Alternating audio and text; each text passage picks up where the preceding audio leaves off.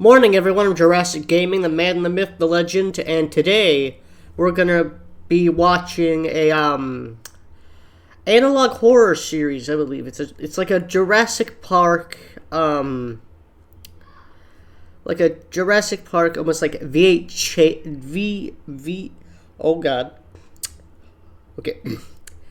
VHS tape video. We're gonna watch all the videos. And I got this idea from the Gaming Beaver. I saw I didn't watch this video because I didn't want to spoil it. But I did. I saw it in my recommended. I wanted to see it for myself. So I didn't watch his video on it. But I will leave a link to the original creator. Make sure you go subscribe to him, the person who made this. And without further ado, let's get into it. Alright. Now, let's press start. Okay. The following footage was captured on Isla New... Oh, I cannot... Oh, man, I can't read the... Engine Training Division. Behavioral Observation Log Subject. Velociraptor. Robert Muldoon, Game Warden, Isla Nublar. Robert Muldoon? Feeding procedure for Velociraptor Anteropis. The date is September 1st, 91. Okay. I'm standing 91. here at the raptor enclosure prior to the evening feeding cycle. So this is 91. So what is that? So I think Jurassic Park, it opened, yeah, you can see right here, up here, the 1st of September. So I think a Monday on September of 1991. And if I remember correctly, Jurassic Park, maybe from I think that in the actual movie, it got first created in maybe the 1980s or something like that. And when the movie takes place when the movie was released. So the actual movie takes place in 1993. So this is 2 years, maybe a year to 2 years before the park went,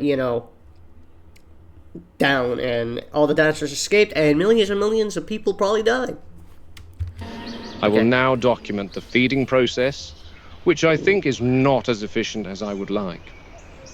There are still many things that need smoothing out, but I want to keep it professional and objective in this log. Okay. Here, at the entry gates, we have a staggered system whereby... So, I'm sorry, I'm pausing it. This is 12 minutes long. But, so, I'm guessing this is made in Blender, maybe? You could see, the car. Looks like perhaps a Blender model. Some of the signs look like a... Because, the car's not, smooth like an actual car would be. From the movie, it looks more like a, almost like a Nintendo 64-esque, block, thing. Doors can only be opened once further doors have been locked, similar to the double doors of a walk-through aviary in any zoo, where visitors close one door before opening the other to prevent birds from escaping. Makes sense. The birds in here, however, won't just escape, they'll gut you to death. But like I said, the system needs refining. As it stands currently, only... as Alan Grant said, you're alive when they start to eat you, and I wouldn't want no 6 foot, 30-mile-an-hour animal coming up and gunning me with a 6-inch claw. Yeah, that does not sound fun. Selected carnivore handlers and myself are permitted to feed the raptors. Let me show you how that's done. Okay. The authorized handler will use his swipe card to enter the buffer enclosure with a live animal. Is that an SCP card? They're using an SCP Foundation card. This is made in Blender when they're using free assets. Well, usually still cool though. Probably took hours. We've tried feeding the raptors beef, lamb, chicken, pig, you name it, but they won't touch the stuff. They need living prey because they want to hunt.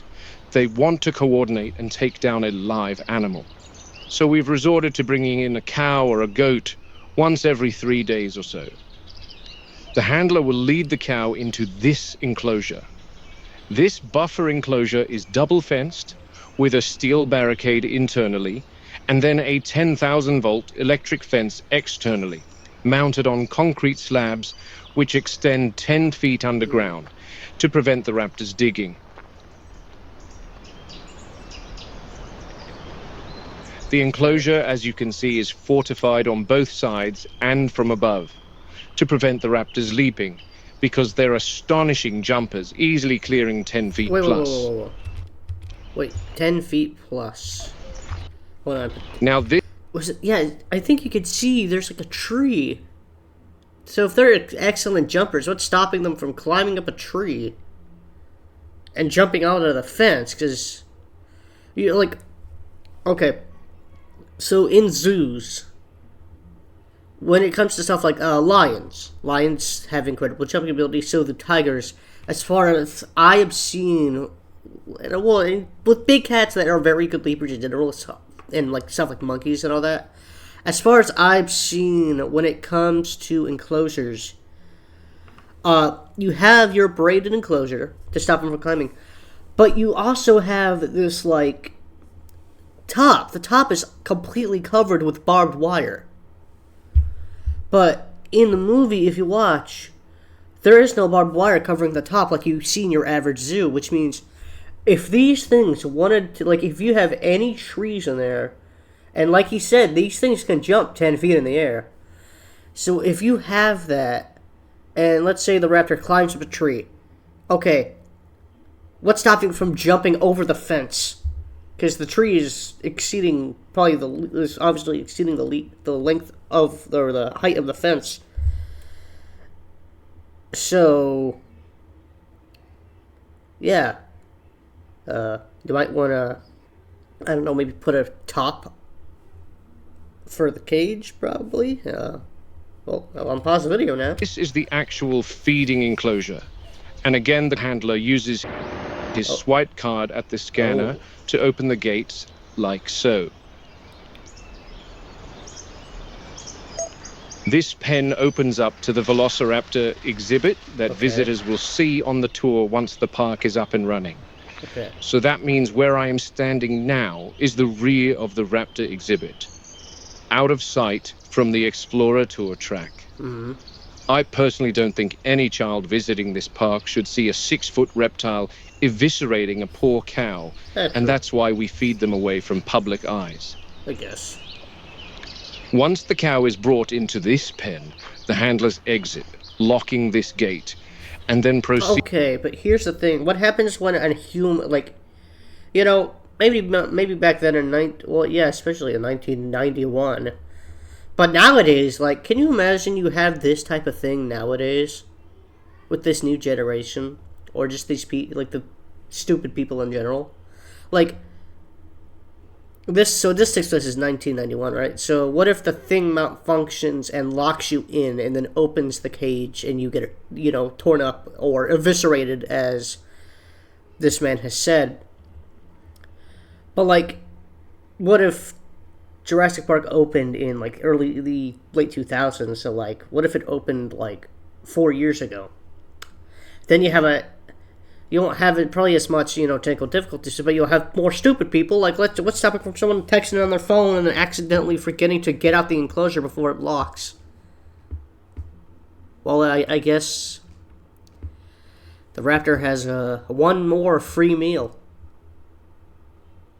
Who knows? Maybe if he gets to post it, he could post it on Instagram. I think that would go pretty, that would grow pretty big. Yeah. Probably something someone would actually probably do. They probably would do like a vlog and go into the enclosure and jump in and then just be like, "Hey everyone, I'm at the raptor paddock," and then get eviscerated on screen. Yeah, that's why we don't really have those types of people working. Feed out the buffer enclosure. It is only once both gates have been closed and the handler is safely behind 2 locked gates that the raptors are permitted to enter this enclosure and feed. This fence, as well as the electric fence beyond, slide open and the raptors enter where I am currently standing. For obvious reasons, I will not open this gate. But that is essentially the gist of how we currently feed the raptors here, while the construction of the raptor pen a little further away reaches completion, and we transport the pack there. Now, if we look out into the raptor enclosure, there are 5 female animals in here. We bred 8 originally, and then 2 more were cloned on Sauna, but 1 did not survive transport to the park, leaving 1 big one to join the pack in here. When she came in, she took over the pride, killing half the original brood. Just 4 days ago, the big one killed a smaller raptor. So I'm always watching her. I don't believe we'll spot any of them right now, and that's probably because they are nocturnal animals, as are a lot of predators today. I've had many discussions with John about feed timing and whatnot, and possibly switching to nocturnal feeding, as daytime may cause stress and agitated behaviors. So you should probably do it in the morning, or I mean in the night.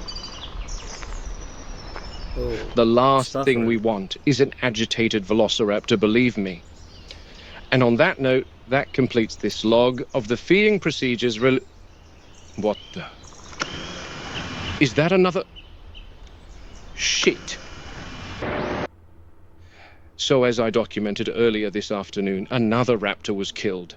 She was removed from the enclosure by a chopper, which was a disaster. She sustained a massive laceration to her underside and bled out. My guess is the big one took her out. That makes sense. Well, like, because as you've seen with like some animals, like orcas in captivity, I think there was an instance where one male orca was introduced to females, and 2 females decided to attack him. Not kill him, but they attacked him.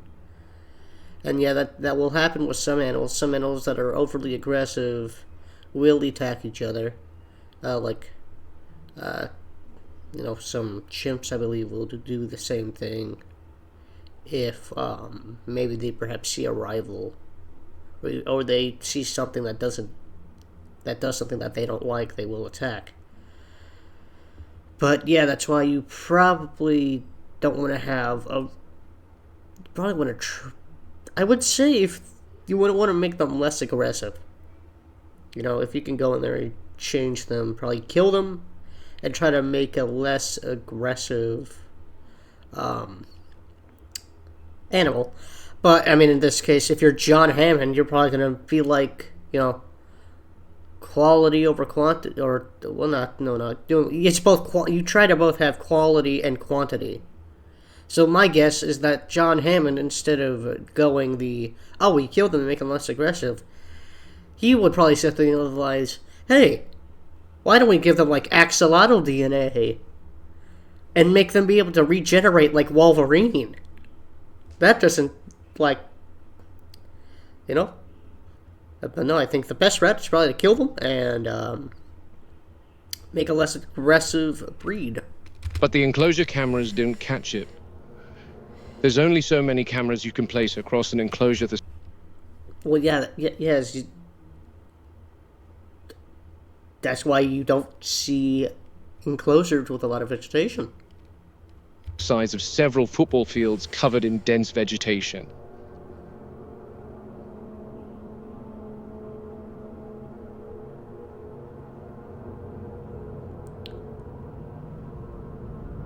So we're getting... The surveillance footage from last night, after the dead raptor was removed, only raised more questions. There's a raptor. I noticed the remaining 3 females being very busy, but I couldn't spot the big one. Anyway, another one down. 4 remaining raptors. Oh my god. They're smart, right? So,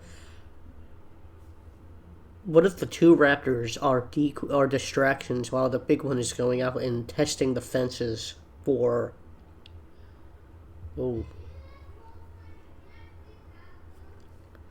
What if the big one's going out and testing the fences for weaknesses while the 2 others are distracting the cameras? Because these cameras are based on movement, right? Like, they'll alert you when something's moving in the camera. So what if they're going... They know where they... Because They're smart. So what if they know where the cameras are, and okay, you go and trigger that camera over there, and you go and trigger that one over there. So the people have to be like watching, like, oh, there's movement there. What's going on? But they're going in like different cameras. So like, oh, what are they doing? They're so busy. While the big one over there is like climbing these fences and testing them for any weaknesses. And like he said in the movie, I believe he said something. They do not attack the same place twice. So that means that the big one is probably over there testing like multiple sides of the fences, seeing which one is weaker. So so you probably want to. I'll document the Raptor Pack dynamics tonight. They're bound to change after another member dies.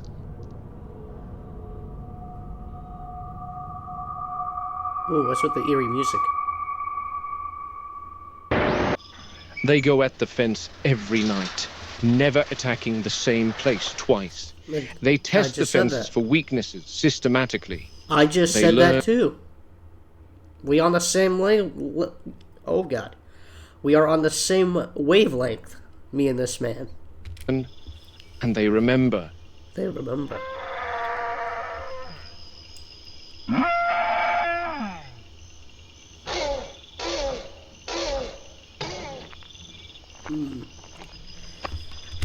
Just for a second, can you imagine how scary this would be? Like, you're out here, and probably like 12 at night, or like stick a 1 at night.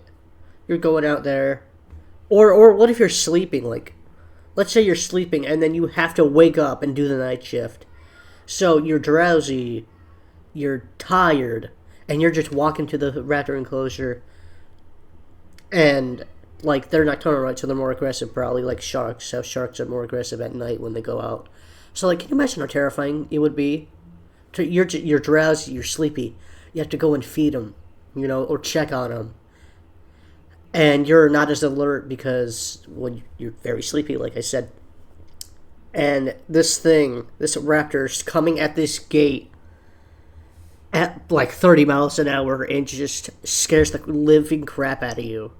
Like you hear one there and you hear one there, and then all of a sudden one's right like at the gate, like jumping at the at the gate, like scaring the crap. That'd be terrifying.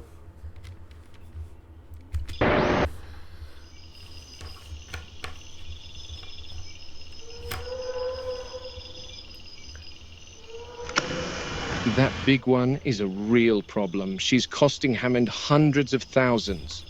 Okay, so get rid of her. If she's costing you hundreds of thousands, get rid of it. Because trust me, killing it is going to cost a lot less than what it is going to take away from you.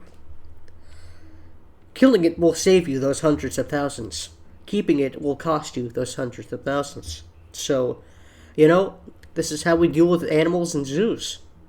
One's too aggressive, or likely escapes and hurts someone, you take it out permanently. So that might just be something you may have to do with this raptor. When she was introduced, the dynamics of the pack changed significantly. Dominant from the start and absolutely lethal to any raptor that did not fall in line.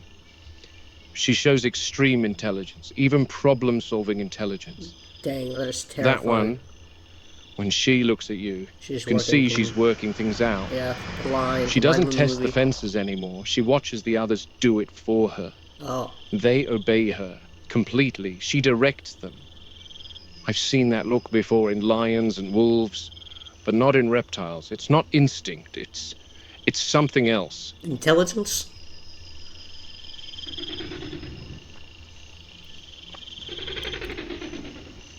Oh, do not jump. Oh, God. Is it gonna jump? She's making plans at the moment.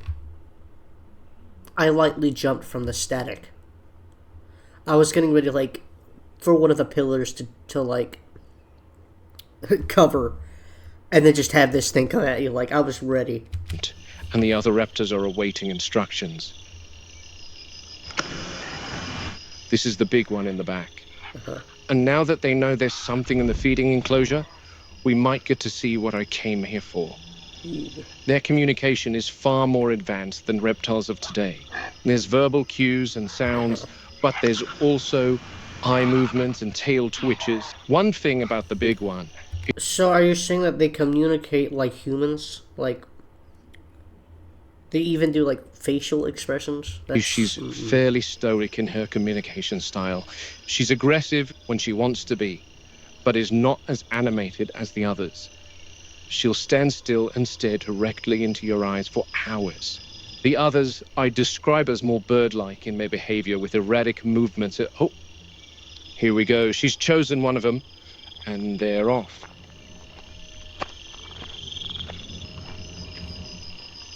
Do not jump. I swear to God.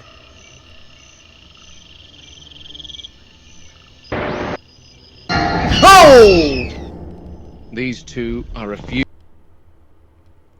I knew it. I was ready for it. But I was ready for something like that. I was more ready for it to jump at you. But I was thinking it was going to come, like, it was going to be a static, and then this thing runs at you. No, this thing's just standing there like, oh, hello there. Like, Years older, and they seem to be the most loyal to the big one. They seem to be quite obedient to her. Well, yeah, they're young. But where did she go? Oh, do not jump. See, that's what she does. She gives out orders and then sits back and watches. Oh, you're going to jump at me again. And these two clowns do her bidding. Oh, if I swear to God, if you turn. Oh, God. Oh, shit. I've never seen one of them make contact with the fence for such a long time. Jesus Christ, I think she fried herself. You were here to distract me. Clever girl. I knew it. I was onto something with that. They are going to distract you, while the other one's going to work the fences. You got to keep... It's like that one child that you got to... Like, you take your eye off them for 1 minute, and they're swan diving into a fire pit.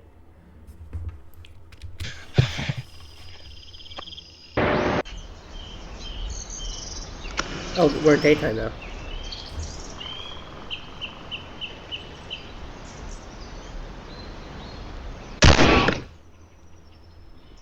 What happened? Did he shoot The following morning, the big one and her two remaining minions were tranquilized so that our vets could enter the enclosure and inspect the raptor's injuries.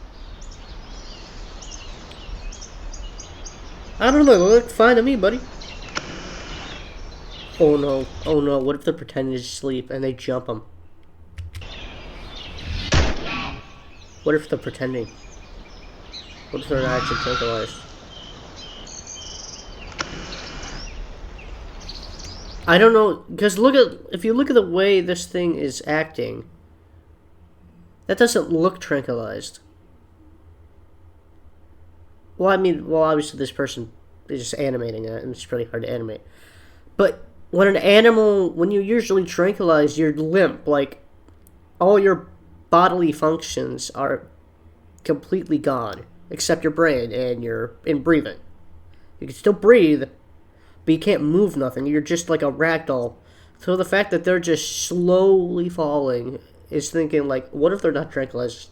Because usually when an animal is tranquilized and they're standing up, they usually just limp and fall. Just like ever seen one of those, like, ragdoll games, you know? You're playing around with the ragdoll physics. That's kind of what happens.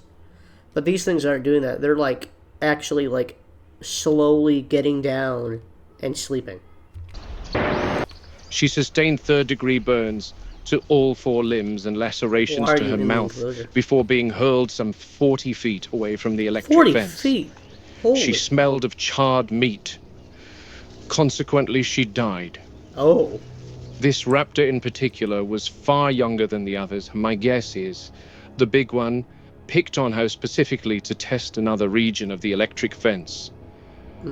This one mustn't have had the experience that the other raptors had, and couldn't manage to execute the task without frying herself in the process. I would almost feel sympathy for her if I didn't have an obsessive need to have them all destroyed before one of them eventually figures out how to escape their enclosure. They're probably already The sedated raptors were moved from this enclosure to a far more reinforced pen. Unfortunately... Ooh, thank you for attending this training session. Please refrain from discussing the contents of this video with anyone. That wasn't without another casualty.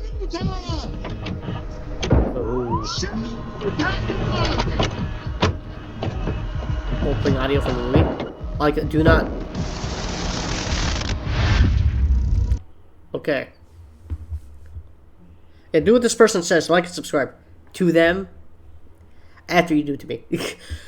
Okay, so that was Jurassic Park found footage Muldoon's log 1. Okay, we're going to do log. I think there's 3 of them, so 2 and 3. So I'll see you guys in number 2. Oh, okay.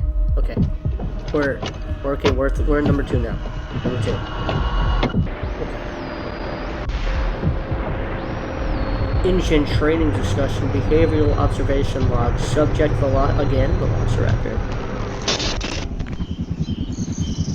Okay. And there she goes. That's our boned raptor. Adios. To hell with a lot of you.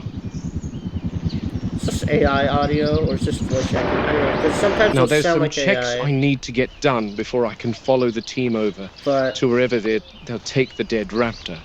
The other girls were tranked with a ketamine dart, a general fast-acting anesthetic used to immobilize wildlife, along with xylazine, a sedative, to keep the raptors asleep for when we need to work with them. You're just outside. Now, despite how much I wish they all perished, unfortunately, I do have to check on how they are taking to the tranquilizers, because if I don't, Hammond will strangle me with his bare hands, bless his soul. He's left the island for a short trip to see his daughter. Why are you going up to the raptor? You're talking about how dangerous they are, yet you're going up to them. I don't care if it's tranquilized. I ain't touching that thing with a 10-foot pole. Effects are common for these drugs. Or if I am, I'm taking a gun with me, a 2-barrel shotgun or a rocket launcher. So it's imperative that we check on the animals after administering any medication. The last thing I want is to have to tell John that we lost 2 raptors in his absence. This is one of the big one's minions, the younger of the 2. John calls her Storm, because when she attacks the fence, she puts on an electrical display akin to lightning. Okay. I'm not expecting any adverse reactions to have occurred with her, as she's generally in good health. She's been tranked some half a dozen times before, too, so I'm not concerned. Okay. But we'd always double-check and look for the classic adverse reaction profile just in case. I don't know what that's. The major one is eyes open. The anesthetic ketamine causes a state called catalepsy, a trance-like state, where the animal appears immobile but still maintains certain reflexes. The muscles around the eyes sometimes don't fully relax and may remain completely or partially open. In this case, as you can see, her eyes are closed, so I'm not concerned about her recovery from the drug. Another sign to look for is increased salivation. I'm definitely not going to handle her muzzle, but judging by the distinct lack of saliva surrounding her jaw, I'd say she's good. She's got the grass sticking out. All right, the big one next. The eyes just moved. It's wearing off! Robbie, get out of there. Shoot her. She's still drowsy. Okay, then run. Run. Robbie, are you clear? Yeah, it's locked. Boy, run. The trank and the sedative are wearing off. Run. Is everyone out? Where's Tony? Run. Yeah. Boy. Muldoon, man. My guy. Run. To be honest, I wouldn't care about these people. I mean, I care about people. But I don't know these guys. I got a 6-foot raptor. I don't know about you, but I'm running. If I see this thing move an inch up off the ground, or get an inch up off that ground, I don't know about you, but I am making to that door myself. I'm not asking if you to get out of there, or if you are okay, or if you are out. I am running. I am running. He's safe. Okay, good. Get into the buffer enclosure and wait for me. I've never seen an animal recover so quickly from a dart. She's still probably got another hour or so of disorientation and drowsiness. But I'm going to back away and exit right now. Christ, I've shot male African elephants in Kenya who took much longer to recover from that sedative. Might have something to do with the osteoderms on the skin, similar to... But also, like, aren't they... Don't reptiles have, like, a better, like, a different immune system than males? So you can't really compare a lion to a 6-foot reptile, considering they probably have way different immune systems and probably handle these sedatives just a bit faster. To those seen on crocs and alligators, a very tough hide to penetrate. The dart must have found some entry point, but the complete dose mustn't have been administered. I don't know what Wu's cooking up in that lab, but I'd imagine Mongoliensis did not possess osteoderms. But then again, this is no velociraptor. This is John and Henry's theme park Frankenstein mishmash monster. Ooh, Pacing behaviors are often observed in animals in captivity. The repetition of this behavior usually correlates to when an animal's instinctive needs, such as space, stimulation, or the thrill of pursuit, are constrained or not met entirely. What may appear to visitors as restless movement is in fact a complex behavioral signal, a blend of frustration, heightened intelligence, and an unfulfilled drive to hunt. Among the raptors of Jurassic Park, this manifests in a particularly calculated form. The dinosaurs stalk the boundaries of their enclosure, almost on a timed loop. What's interesting is, at certain points during the night, the big one will stand in one dedicated spot. What she does next shocked me the first time I saw it. She appears to be calling to something outside the enclosure.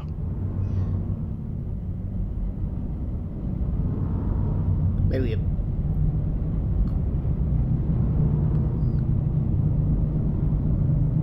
Oh no, do not. You better not. And here she is in all her glory, the Velociraptor pen. Not complete, of course. The guys are due to come in a little later and do some horticulture inside. John has them brought over from mainland Costa Rica, spared no expense, of course. Yep. I wanted to document some gripes I have with this place.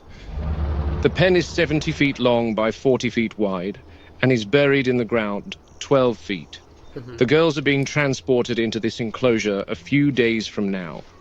The guys coming tonight are supposed to be planting this pen up with foliage to give the raptors privacy to mitigate stress, and provide some shade from the sun. Smaller enclosure. It is essentially a concrete pit in the ground with an electrified fence ceiling. Yeah, but look at how small that is enclosure. Well, and they're finally doing the thing where you gotta put the roof on, finally. But look how small that is compared to the other enclosure. Unhappy with fortified concrete, as it's almost impossible for the raptors to escape. Almost. Let's head inside so I can reveal my issues. And boy, other issues. If we come around here, this is the transport door. It allows the transportation container to attach to the pen and a smooth transition to take place, which I love. Yeah. Inside, here is our new raptor enclosure. Small. Not huge. And that's one of my concerns. We're talking about ambush pack hunters, 3 of them, constrained to living quarters not much larger than your average apartment in Leeds in the UK. These are wild animals that have needs and furthermore are highly intelligent animals. And what happens to highly intelligent animals kept in cramped conditions? They go insane and they display disordered behaviors. They need space to run. Like, y'all remember that one orca incident, Tillicum, I think his name was, the trainer? Rest in peace, but that's what happens when you have an intelligent, large animal in an enclosed space. Doesn't go well. After all, they're not called velociraptors for no reason. These things can match cheetah speeds, 50, 60 miles an hour if they get out in the open. My other concern is why the bloody hell has John approved this containment pen to them anyway? Are raptors not on the tour anymore? Why are they being cloned if their temperament is counterproductive to the park's turnover? It doesn't make sense to me. Well, because you probably know how dangerous they are and they need to be kept in this enclosure. Anyway, my last concern is this. But he does an This old is man. the remote-controlled door that is supposed to let the feeders drop a live cow into the pen using a crane. Are you sure? Like, you said they get you up 10 feet, right? So, that ain't 10 feet. Like, that's a good 9 to 7 feet. Like, you could probably, Muldoon, I don't know how tall he is, but by the looks of the way the camera is, he could probably, if he could, like, raise his hand up, he could probably jump and grab onto those bars. So if he can do that, then... A big, gaping hole in the enclosure that opens several times a week. Just marvelous. She's on her side. What are her symptoms, Muldoon? I'm not in close proximity to examine her, Jerry, and I can't get in there at the moment. I'm heading over to the Raptors to help Robbie. Okay, I'll head over soon. Thanks, Jerry. No problem. Good luck at dinner. Yeah, thanks. Bye.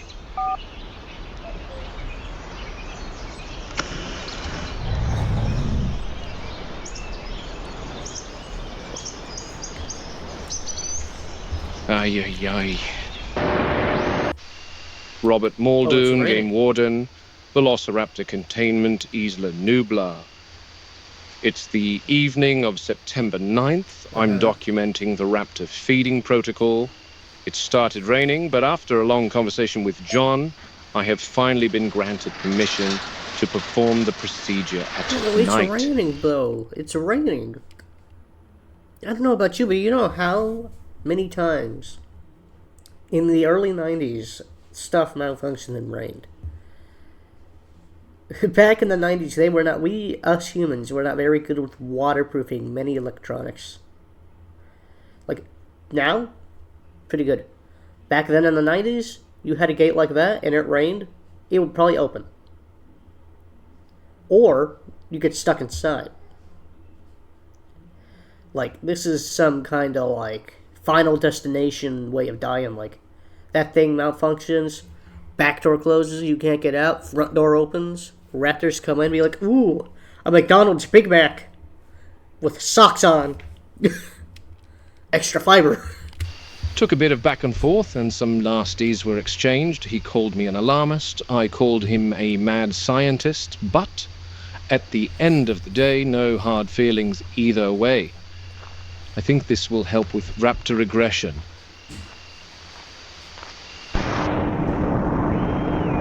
Oh, hello there, sir. It's a cat. Oh, let me guess. This I have Robbie Hadira with me. Robbie, my guy. Poor man. Is she gonna die? Is what I said about the whole Final Destination thing gonna come true? Is that back door gonna close on him and he's gonna die? You know, just in case this happens, let's have a moment of silence for old Robbie. Howard here, Harenda, whatever your name is. I don't know you, but as far as I've known you for the 5 seconds, you seem like a good man. Rest in peace. And he's got tonight's dinner ready. Just hope he doesn't become tonight's dinner. Robbie has been warned that naming the food items for the carnivores on this island is an exceptionally bad idea, as it psychologically creates an attachment with the animal, and then you're forced to watch their final moments of life at the hands of the velociraptors. Robbie and I are now standing back within the buffer enclosure. He's gonna live. And in the feeder, we've left Bessie. Mildred. We've left the poor soul. Once the prey is in the feeder, the handler will exit the buffer. Bye, Mildred. So sad. Oh, it'll definitely be a sad farewell soon, Robbie. Now, I want to make don't note jump scare. here in particular. Don't. It is definitely unusual that the raptor pack has not approached the feeder yet. They are normally pacing about, studying their new prey item eagerly. But then again, this is the very first time we're doing this at night, so they may not be aware of what's happening entirely. I'm going to turn this off and watch for the raptors before proceeding out the buffer and locking both gates. Like I said, they are normally quite excited at this point, attacking the fences. So this is a little odd, I must say. The feeder doors have been opened, yet still no sign of the raptor pack. Yeah, because they're going to jump it. Unknowingly wandered out in the enclosure. Poor Mildred. We might as well call her dead meat at this point. Robbie and I are... personally, I think Big Mac or Burger King or flambe steak would be a better name. Alright, I'm sorry. All you vegans out there, don't come at me. Please. Yeah, if you're vegan out there, you probably do not want to look. Watching the hunt from the perimeter, I have to add this is the longest the raptors have taken to respond to prey in their enclosure. Where are they?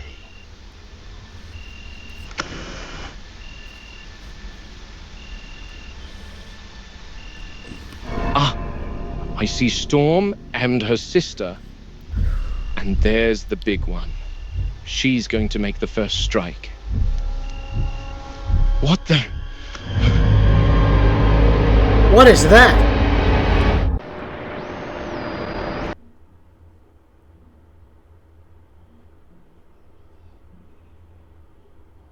Oh no.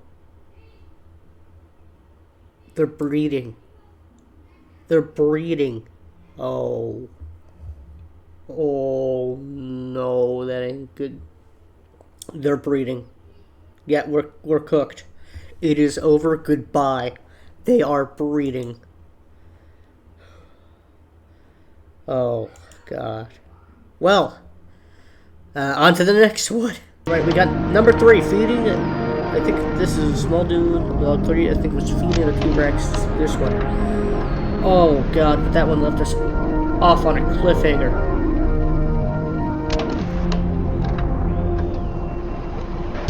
Take 3. Robbie, run to the Jeep and radio Arnold. Yep. Yeah, there's another one. Run. What? It's gone. No.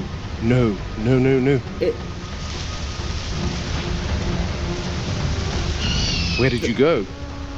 No, damn... It ran. What do you Arnold, you've got some explaining to do.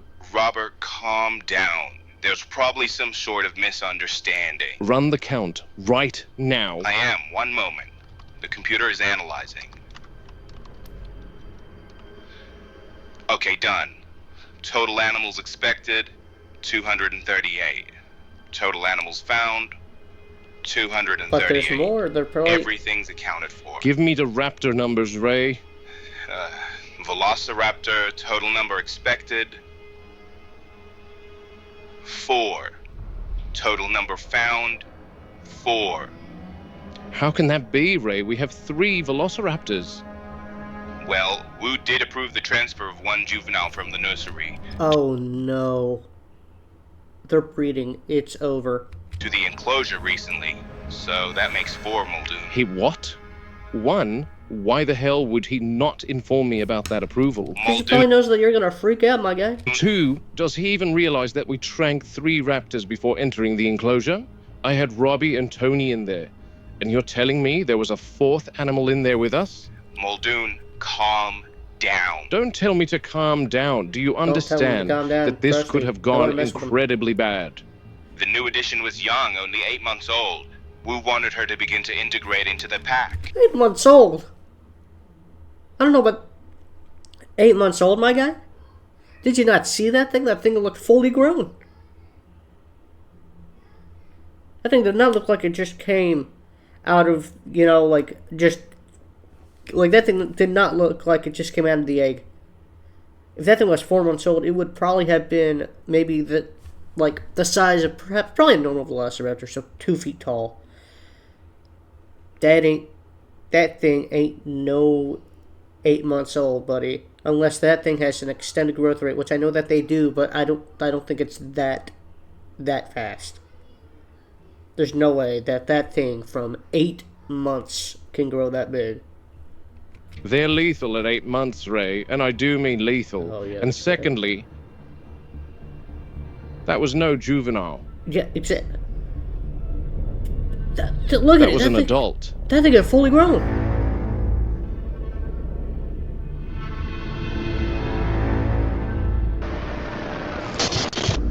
Last night was basically a big heated scream. And it's got good night vision. Did you look at it?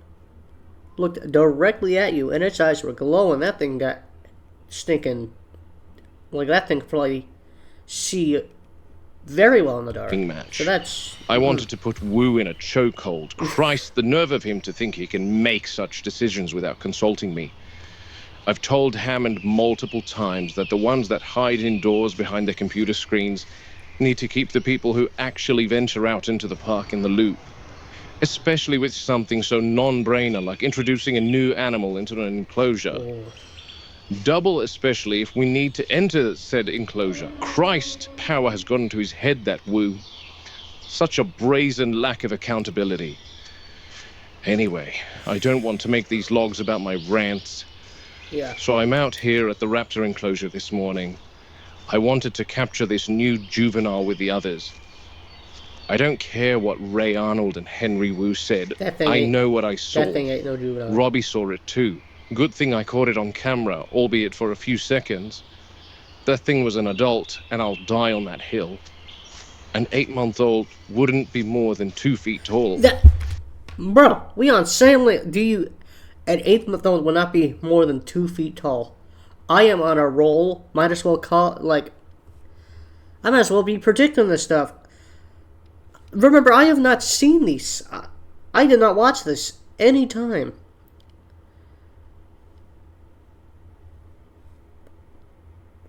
I guess we just operate on the same wavelength, huh? Meanwhile, I wanted to showcase this particular behavior. Oh, that's the raptors. Here's our 3 girls. I expected them to be sleeping. I'm very interested to see this. Notice how they are resting. Mm-hmm. I've seen a similar thing in chimpanzees in Nairobi, where a family group will rest in a somewhat flexibly organized formation. The raptors here always say... Are they laying eggs? ...into a rigid arrangement. It's always like this, with the big one in the center and the others by her sides, adopting a more defensive stance at the... Because I was about to be like, oh gosh, are they laying eggs? Perimeter. Almost a military formation. Oh. Granted, I should have... Well, we better not be giving them no R-15s and AK-47s then. And no camo either. Documented this when there were more than 3 raptors present. That would have illustrated my point more definitively. Mm-hmm. One other thing to note is they always face the same direction when in this formation. It still puzzles me why. They roughly face northeast. Always like that. Really? Oh. Oh, there's the T-Rex. Heard it in the background. One last observation. I don't see this so-called new juvenile from last night. You're about to... I've been here since sunrise and nothing. I've tried to look back through the surveillance camera and motion sensor data from last night. I could not see anything. It was raining torrents, so I couldn't get anywhere near it last night. And what did you hear exactly? I couldn't be sure over the sound of the rain and thunder, but they were... Is that one, like... I don't know why, but is that one AI audio, the Scary Larry AI audio? Like, with the cats, the images of the cats, like when he goes, then I saw Scary Larry. Or like Scary Billy, or something like... It's like, there's AI cat images. That sounds like that. all bellowing loudly, and you know Martha and the gang, they're normally pretty silent, so I decided that it was too dangerous to head over in the storm. Okay. Well, I've arrived. I'll have a look. I'd be down there myself, Muldoon, but John's asked for a full write-up about the stegosaur from yesterday. What happened with her? She's dead. Ooh. She's dead? Yeah, and the others were far away from her on the other side of their paddock. When I got inside, I saw little bite marks all over her underside, like something had tried to eat her. Compies. Most likely. But could have been anything. Why are you putting these copies in a fenced... That's what I don't get. Like, it's been addressed in Camp Cretaceous as well that, like, they're always escaping their enclosure because of the way that the fence is built. And, like, okay. So, my thing is, why don't you just have that concrete and then, like, I don't know, a plastic see-through, like, orb, like with the turtles and, like, those zoos. I don't know, the zoo that we have here in Florida. They have, like, this concrete enclosure with the turtles. Or, no, tortoises, not turtles, tortoises.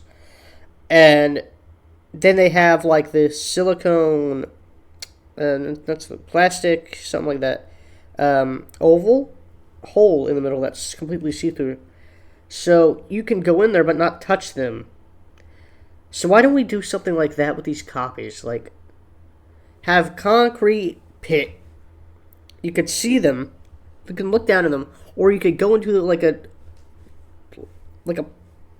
glass tunnel or something and go look at them from there. Like, why don't we just do that? Or put them in like a tank, like a fish tank or something. There's rats and a bunch of small carnivorous animals all over the island. Yes, well, I don't see anything out of the ordinary, Jerry. Okay, then they were probably just rowdy last night during the storm. Oh, wow. What is it? You won't believe this, Jerry. She's fallen into the moat. What? Let me get a closer look. Well, that thing ain't that intelligent. Is that her?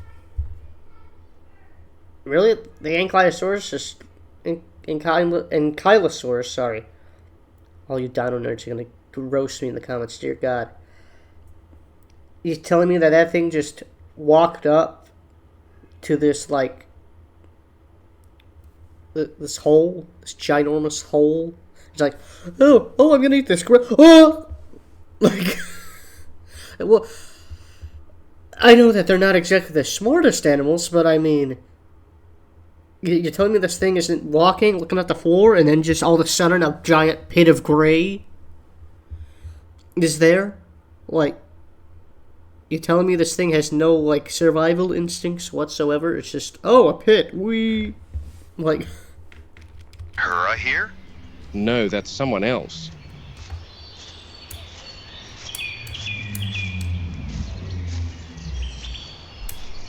It's Martha. Oh. She must be upset.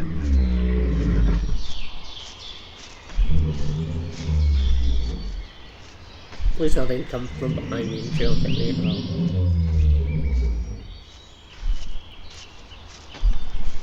Is this thing about to jump? Yeah, Jerry, I think the fall has killed her. She seems pretty busted. I can see what looks like a broken forelimb. Damn it. The Euoplocephalus never approached the moats. That's so strange. How did this happen, buddy? I don't know. No, I'm talking to Martha. Get her to give you a full statement, okay? Something must have spooked her, maybe. Or she got disoriented during the thunder last night. I'm going to need a crane out here ASAP, Jerry. Yeah, will do. Ay. They're usually pretty good about staying away from the moats. They don't even like to step off 1-foot boulders. I'm in the moat. Is someone coming down with a crane, Jerry? Yeah, I've called them. They won't be long. Okay, good. Just Did you figure out the stego's cause of death? I took a blood sample and ran toxicology. She had raised liver enzymes, and the test came back positive for meliotoxin. Damn. What a way to go. Yeah, it's sad. Really This Anki is definitely dead.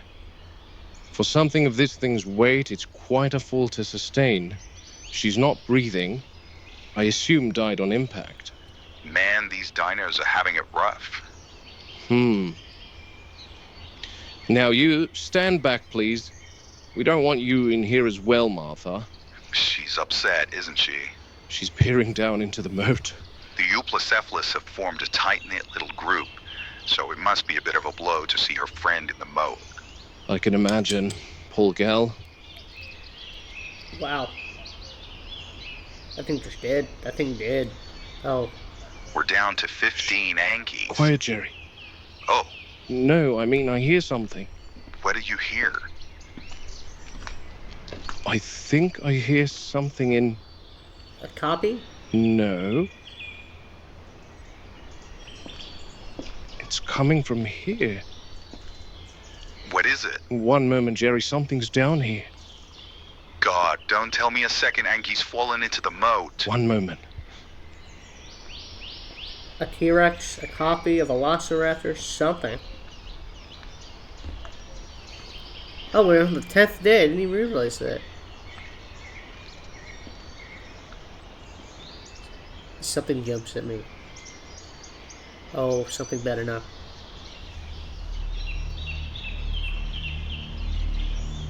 Jerry, are any of the Yankees small enough to fit in the drainage pipe?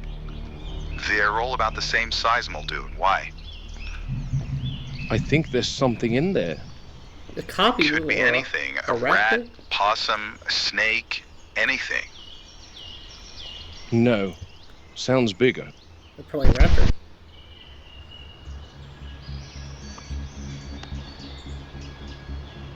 What you could do? Oh. Oh, something better. Oh, God. I swear. Something. Oh, something. Oh. Wait, what is it? Oh, that's just that. Something better not jump at me, I swear.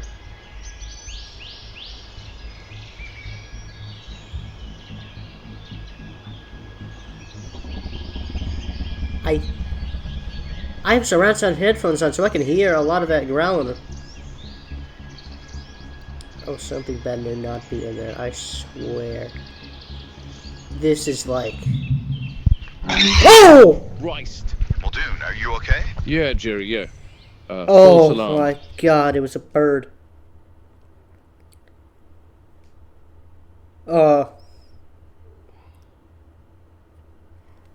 Dear God. I'll be waiting for the crane. Euplacephalus is built like a tank. 9 tons of armored stubbornness. Lucky that crane is rated for 12 tons. Otherwise that heavy girl would drag the gantry right in there with it. Toughest hide in the park. The armor that kept the Euplacephalus alive is what did her in today. Sorry for your loss, Martha. Poor girl.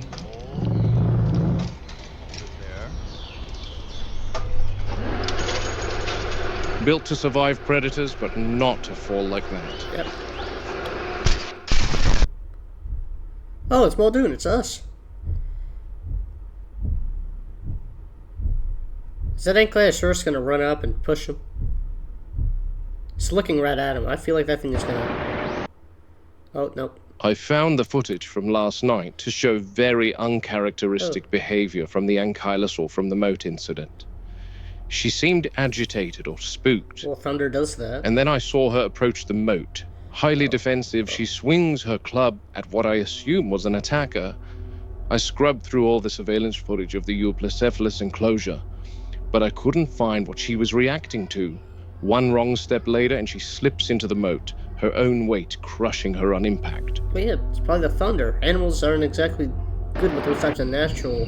That was an arduous ordeal. Like, ever seen, like, a cow? Like, cows... They hear thunder, and they off running. Nothing stopping them. Down at the moat. Right then. I'm out here in Carnivore. Oh, and the thing with the cows is probably the same thing with why the Ankylosaurus fell and probably attacked, is that these cows do not stop for anything or anyone. Look, if you're a person standing right in front of a cow that's spooked by thunder, I'm sorry, you're getting trampled. It does not care. Tree? Nope, runs into that. A giant rock? Runs into that. Hole in the ground? Runs into that. You see, with these animals, when they are spooked, their mind is not with their surroundings, so they're going to go in any direction. Anywhere. They're not, like, going to dodge anything. They're going to constantly trip or stuff. You know, it's like the same reason, like, you see, like, us. Like, when we get really scared, same thing with us. Psychologically, we're not focused on our surroundings, but more of what's chasing us. So we're going to constantly trip on stuff like branches, trees, and all that. Maybe run into something. Because you're not worried about that. You're just worried about what's chasing you and how to get away from it. Country for an evening perimeter check on the Rex paddock. Ooh, Hammond insists these recordings, quote, boost visitor confidence. Personally, I'd settle for proper staffing, but here we are. There's some light rain coming down, so I'm always a little hesitant about mixing electronics with water. I'm down at the main road. They've been digging for the past few days. They want to expand this whole section, and then the crew will bury tracks in the ground for electric tour vehicles to run on. Man, I gotta watch the Jurassic Park movies. All zoos and wildlife preserves know that electrical fences are prone to sagging, especially along the upper grid. That topmost wire's flickering from the rain. Not failure yet, but enough to make me uneasy. And with an animal this size... Flickering, that thing is fully static. That thing... you put a steak on that thing and it will cook it. Uneasy is one step from dead. I think she's here. Let me try and explain to you what it feels like to be close to a tyrannosaur. She sounds like weight, not wind. When a Rex moves, you don't hear quick steps. You hear mass settling, soil adjusting. The air is shifting, electric and exhilarating.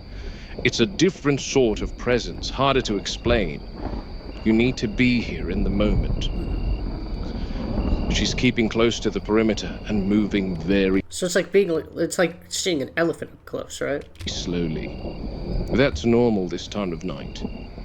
She prefers stillness at dusk, but she seems a little restless tonight. Her hunting patterns have shifted since the last storm, I think.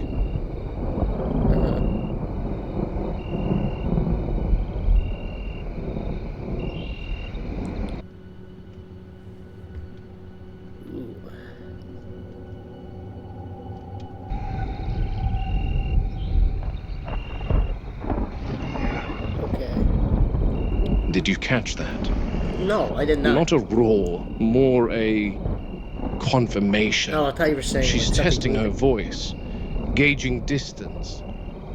Big predators don't waste energy unless they're calculating something. And she's clever. Far more than the board wants to admit. I can hear her moving. I can. Toes splayed, maybe a little deeper on the left. Limping slightly, could be an injury. Or just the terrain. But a wounded apex is the worst kind, much less predictable. Yeah, because the thing with wounded animals, if you think about it, let's say you got like a cow or something. You know, they're pretty gentle, pretty nice. You know, you walk up, you can pet them. But if something like bites them and attacks them and agitates them, or they get scared, they might just attack you because they might feel threatened by you and your presence. You know, that's why you don't want to go up to any agitated animals most of the time. Like if you're a zookeeper, you don't want to go at even like really nice animals, like really gentle, like I said, like really calm animals. You still don't want to go up to them when they're really agitated. So makes sense. Sounds of the other animals in the park must be igniting her hunting instinct and making her restless. If that top wire drops during another storm, even for a moment, she'll know. Oh. Animals don't need voltage meters. They feel micro vibrations. Yeah, that's She'd reptiles, sense I the think. lull and So I approach it, remember. no hesitation. I'll log a maintenance request, replace the midsection coils, reinforce the post line, and, most importantly, notify staff that the Rex is exhibiting territorial agitation. Whether anyone listens remains to be seen. Probably not.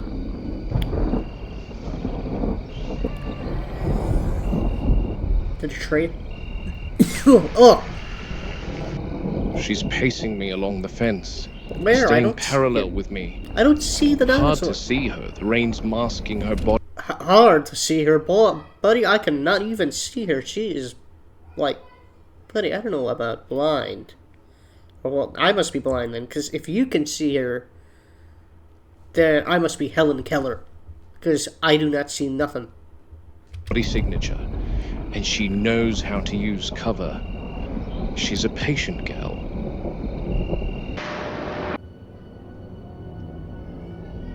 Oh, I thought he was sliding version. Yeah, I don't see nothing.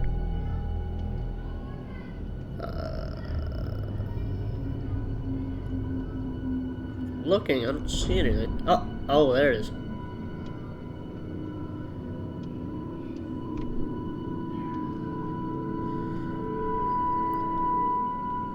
Ow, that hurts. The feed's been in here since early afternoon. And there's the big girl. Now notice, she's definitely queen of the island, but an apex will never risk engaging with any prey unless they are comfortable in the knowledge that they will attain said prey without being injured. An injury for an apex predator means possible starvation, depending on the extent of the injury, of course. That's why African lions will pursue a young wildebeest or an injured impala, instead of risking a healthy adult gouging them to death. Yeah, but like,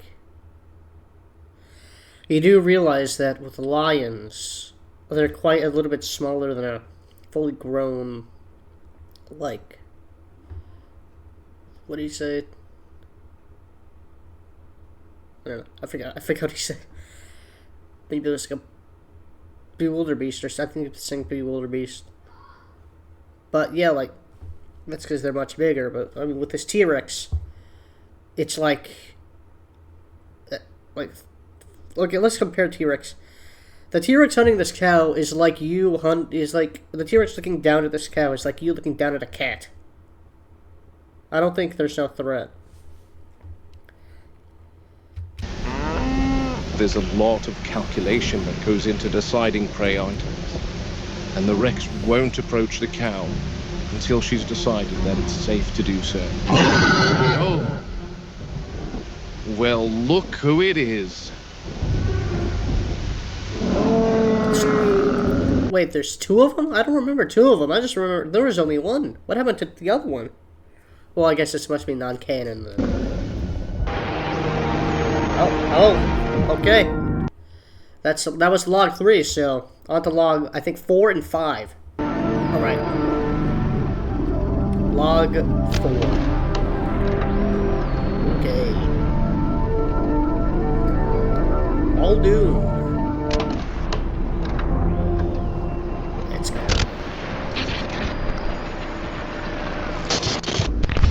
This is the juvenile Tyrannosaur. Almost 2 years of age, she was brought here several months ago. Understood. The lab wanted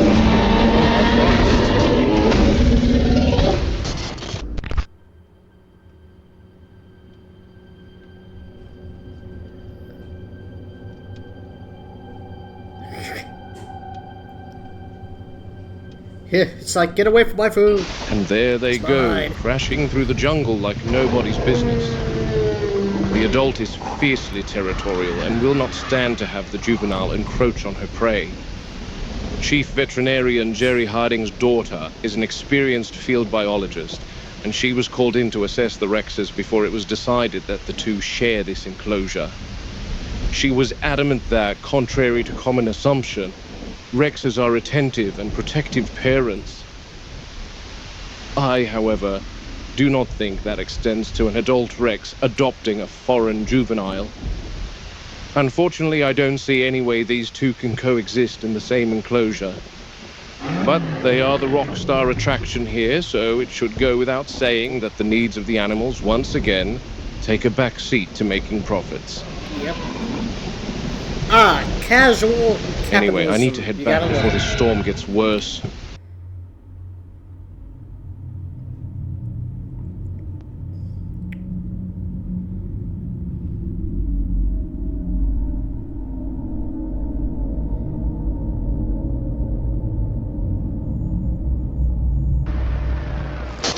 Tell me the exact number. It's S/E/08. Number what? Yeah, I'm on the east perimeter now. Is it freestanding or mounted in a tree somewhere? I'm not sure, Muldoon. What? I think it's in a tree. A drone? Oh. No, it's freestanding. Well, it was. Your motion sensor is now being flattened by a 20-ton sauropod. Oh, man. All right. Let me check this out. I'll call you back. Thanks, Muldoon. Oh, is that a T-Rex? Jurassic Park has quite a sophisticated surveillance system, incorporating image recognition and motion sensors. Professor That's how the total animal tallies are calculated. This is one of the motion sensors. Arnold immediately received an alert in the control room that one had gone offline. He radioed the maintenance crew, but they seemed to be held up at the main road. So I've come here to see what happened to the sensor. Clearly, this big girl has decided to lay right on one. The issue with the cams and the sensors is there needs to be many of them to cover the expansive land area of each of the enclosures. Why don't you just put them outside of the fences? Like, you could just put them all around or something, or maybe, like, I don't know. Some are huge enclosures, but you don't want to litter them every few yards throughout the paddocks. That will cause them to be damaged by the animals' movements, and also take away from the intended natural aesthetic of the paddocks. So when you erect them on legs and plant them in an enclosure where you have 20-ton foot traffic, you get things like this. Yeah. Normally I'd have Harding come see her, but my role here is to triage the concern. I gotta go pull my nose. Actually discover if there is a need for a vet. All right, an apatosaur's down on its side. First order of business. Confirm whether it's injured or simply resting. Animals that size don't lie prone unless there's cause. For animals that size, lying down could cause pressure on internal organs. Sudden pressure on the lungs from this posture can be dangerous. So it's I'm watching the rise of the rib cage, slow but steady. Breathing appears normal. I'll approach from the front, where I'm in its line of sight. I'm looking for signs of trauma or dehydration. Scanning the flank now. No abrasions. I don't know about you, but that thing sounds dehydrated. Buddy sounds like he needed 20 gallons of water. You hear this breathing? It's just... like, buddy, you sound like you're out of breath. You sound like you just ran a 20-mile, like, hike. Well, you ran, like, a 100-meter dash. Swelling, no indication of a fall. The soil's undisturbed around her, suggesting she settled here intentionally, and not from a fall, which is a relief. Skin tone is normal. All signs point to a relaxed, healthy animal. They just sleeping then? Apatosaurs will sometimes lie on their sides to relieve limb pressure, or to doze during the hotter hours of the day. Not common, but not dangerous when the ground is level and the animal's in good condition. Apatosaurs are robust animals. Once they're grounded, it becomes a race against their own weight. The longer a sauropod stays on its side, the more strain builds on the heart and lungs. In this case, nothing to worry about. I'll keep a short watch and log the behavior for the vet team. How are you gonna get the thing But the down? animal's fine. Just taking advantage of a quiet moment in the enclosure. And I'll check on them tomorrow, Robbie. Yep. Hey, your girl's awake. And here we go. Good morning, madam. Slept in, have you? She's freed the motion sensor, Arnold. Okay, perfect. I'm going to reboot That thing one. is small. Juvenile? Look at it. Hold on to your butts. Man, they're so majestic. Imagine what our world was like 100 million years ago. Muldoon, it worked. Just plant it back into the soil and we're good. Wait, so are they supposed to be brachiosauruses? Because they sound like brachiosaurus, but they look like a patasaurus. Probably so get it done. Oh, there's the T-Rex. They're just having lunch while watching it. That's funny.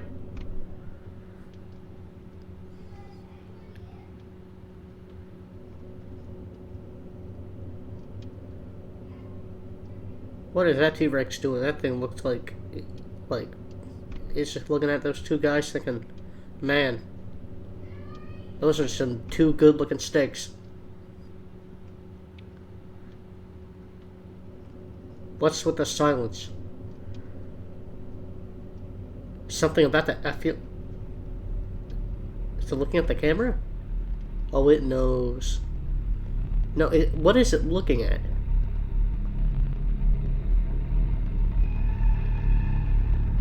What's it looking at? What are you laughing at? What? I don't know. It's pretty scary. The fact that this thing can like reach its neck up there. What if it does that and then it's like knocks down something? Did you just throw a rock at it?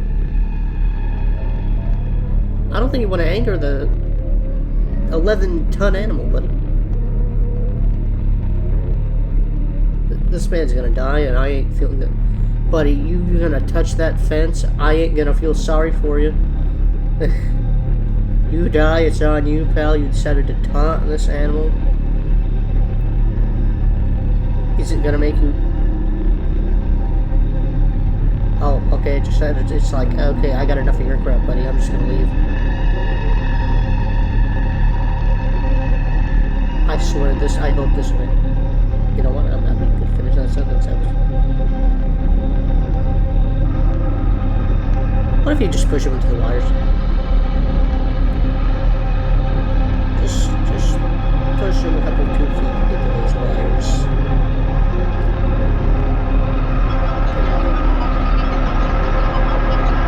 Smoke a good,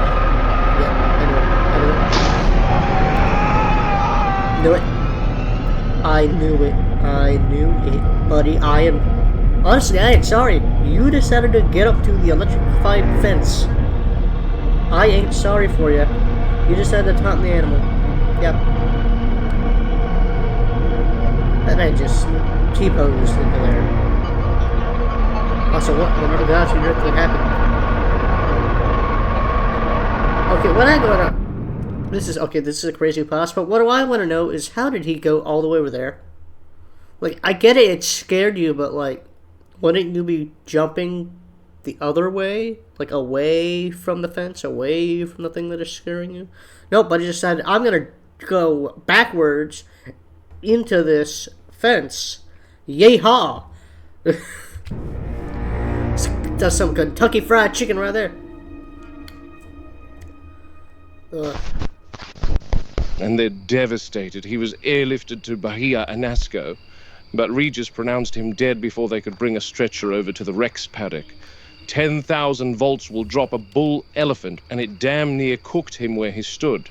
Yeah, let's have a moment of silence, and that silence is gone. The current hit him square through the back of the neck and head, burned straight through the helmet, and left deep char marks. This is why you don't be stupid here, folks. With this a lesson to be learned. Don't be stupid. Muscles locked tight as a steel rod.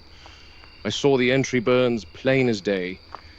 His body was smoking even after I arrived on scene, and that was a good 10 minutes later. One tug from that animal and he was yanked straight into the live wires. Wow. With the fence at full charge, the current went through him instantly. It stopped his heart. There wasn't a second of struggle after the jolt hit. Clean, immediate, a damned waste. But that's the truth of it. Around these paddocks, the animals aren't the only danger. The fences will finish the job just as quickly. That's why you don't go and touch random fences. How many times do I have to say it? Around these fences, one mistake is all it takes. I'm of two minds of this incident. Of course, that was a fellow human being with thoughts and aspirations, and I send my deepest condolences to his family. Rest in peace. Yet clearly Gonzalez was lost in conversation with his friend. He's back to the paddock, he didn't even see his attacker. You can't turn your back on a predator, ever. They sense it as a weakness, as an opportunity to strike. But that juvenile Rex is something else. She must be learning a thing or two about the fences from the raptors. What? And speaking of the raptors... Okay, how does it know a thing or two from the raptors? Are they even in the same vicinity? They're not in the same vicinity. How does it know? It cannot see the raptors. How does it... What, you giving this thing a 4-inch TV and letting it watch the surveillance of the raptors? Like... We're due to transport them over to this pen any day now. I asked Hammond yesterday as to why we're bringing them over here anyway.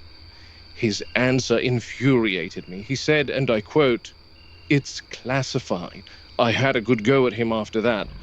I'm sensing the scientists know something I don't about the raptors. That they're intelligent? Don't get me wrong, if this pen increases safety, I'm all for it, which is why I'm out here tonight. The crew told me that the horticulture is finished and they wanted me to sign off on its completion. I can already see a problem, however. What? Oh.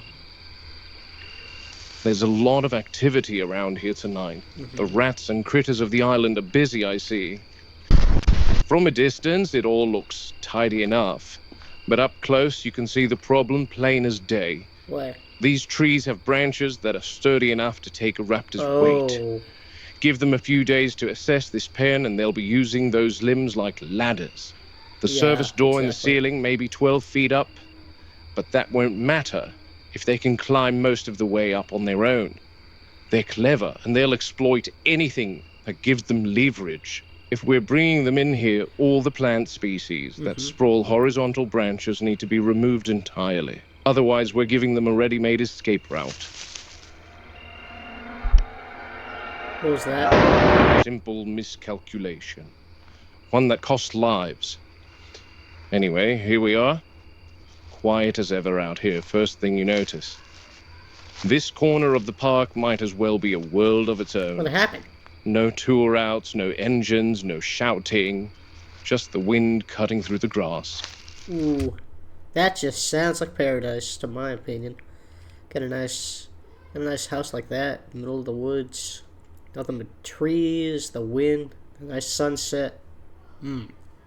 Isolation has its advantages, and you can hear trouble long before it's on you. Makes the work cleaner, clearer. I come out here when I need to think. Control room is too loud, too many voices, too many opinions from people who've never had mud on their boots. This place is off limits to the scientists back in control. Not that any of them would be ballsy enough to trek out into the park on their own. They're brave behind glass and cameras. Out here's a different story. Hammond calls it secluded. I call it a blessing. Out here, the park almost feels gentle. Almost. Tranquil moments like these never last long, though. There's got like a bunch of dinosaurs yelling and screaming.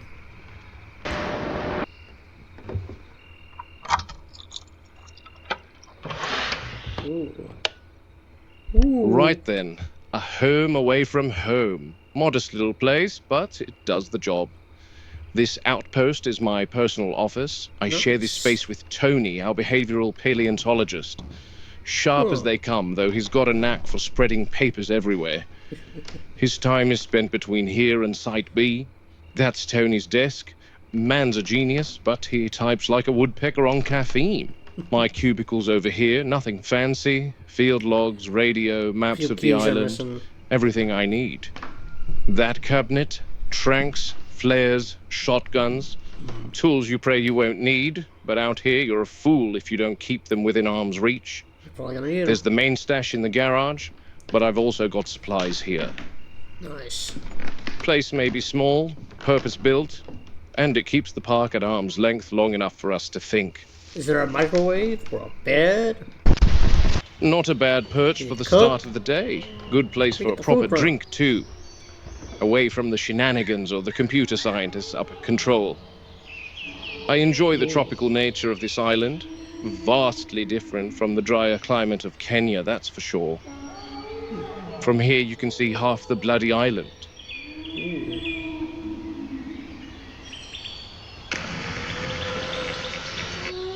Patasaurs are up, moving like the whole world's on their schedule.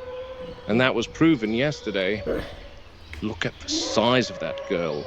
Magnificent creatures. Some big animals. Can you imagine having to clean up after that thing? That thing. I can even peer into the T-Rex paddock from here. You can? If you had one of those, like...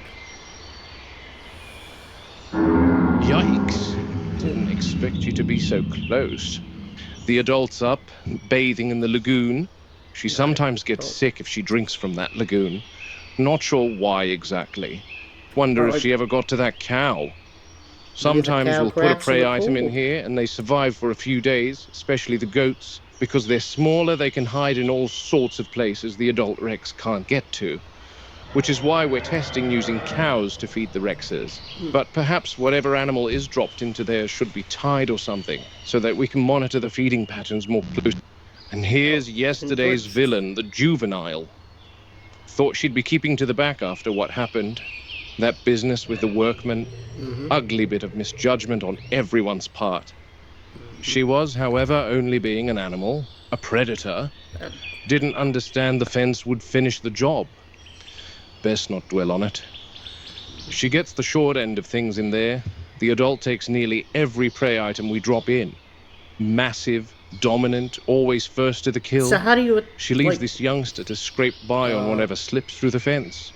Rats, possums, anything foolish enough to wander in after dark. Oh, that's sad. Still, she's learning, watching. What happens when it grows? I think she's come across something for breakfast right now. What the? That's a raptor. What? I knew it. How are they escaping? They're oh, no. Well, on to, I think, the final one, number 5. Never mind. I cannot do number 5 because you gotta pay. It's members only. Well, if you enjoyed that episode, like and subscribe, and I'll see you in the next one, lads. Bye.